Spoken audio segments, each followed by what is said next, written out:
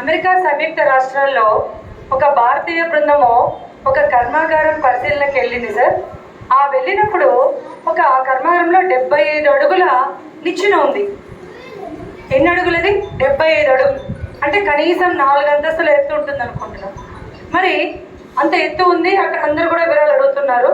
అక్కడ ఉన్నది విదేశీయులే కాబట్టి ఆ కర్మాగారానికి సంబంధించి వాళ్ళు మన భారతీయులకు ఎక్స్ప్లెయిన్ చేస్తున్నారు.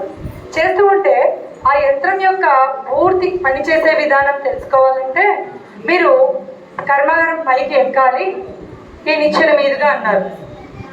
అక్కడ ఉన్నటువంటి బృందానికి నాయకుడు వయసు తెలుసా సార్ ఎవరికైనా?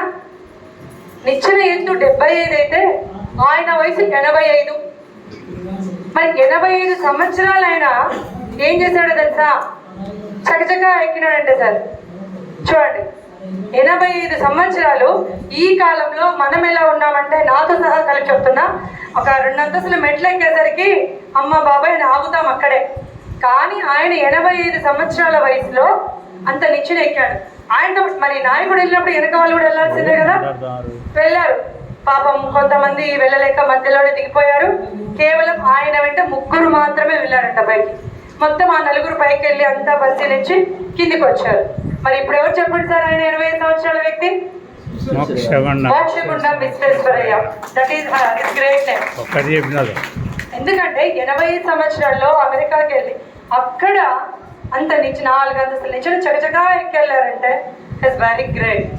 అంతేకాకుండా ఇంకొక విషయం,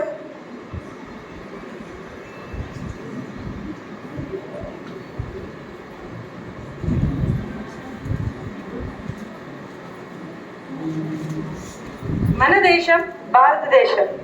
మరి మన భారతదేశము 200 సంవత్సరాల పాటు బ్రిటిష్ వారి పరిపాలనలో మగ్గిపోయింది. అయినా కూడా ఆ కాలంలో పుట్టినటువంటి ఈయన